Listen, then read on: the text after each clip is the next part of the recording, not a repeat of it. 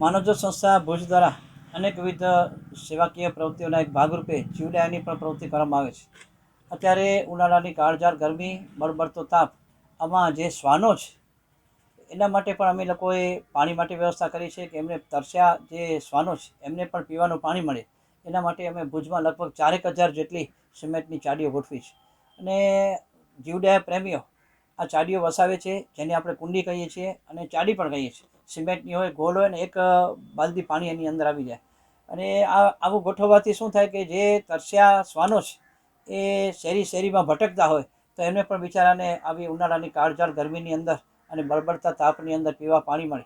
આ પણ એક જીવદયાનું મોટું કાર્ય છે, કારણ કે આ અબોલા જીવ છે, એને પણ ક્યાંક પાણી મળવું જ જોઈએ.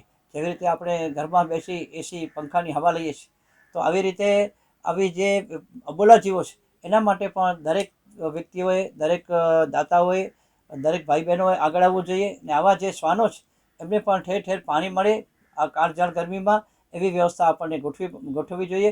એના માટે માનવજ્યોત સંસ્થાએ અત્યારે ભુજમાં તમે જોતા હશો સિમેન્ટની ઠેર ઠેર અમે લોકો કુંડીઓ મૂકી છે, ચાડીઓ મૂકી છે.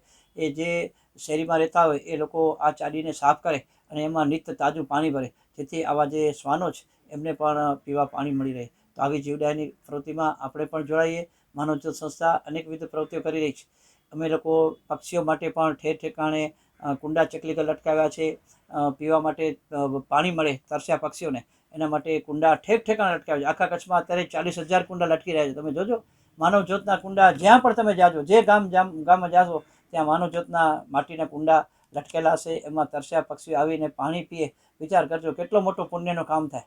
તો આવી પ્રવૃત્તિમાં આપણે બધા જોડાઈએ તેવી મારી લોકોને નમ્ર અપીલ છે. અત્યારે દાતાશ્રીના સહયોગથી જ આવી બધી પ્રવૃત્તિઓ ચાલતી હોય છે. દરેક દાતાઓ જુદી જુદી પ્રવૃત્તિઓમાં રસ લેતા હોય. કોઈ ભૂખ્યાને ભોજનમાં રસ લેતો હોય, કોઈ માનસિક દિવ્યાંગોને ભોજન કરવામાં રસ લેતા હોય, કોઈ વૃદ્ધોને ટિફિન સેવામાં રસ લેતા હોય, અને કોઈક આવી જીવદયા પ્રવૃત્તિઓમાં રસ લેતા હોય.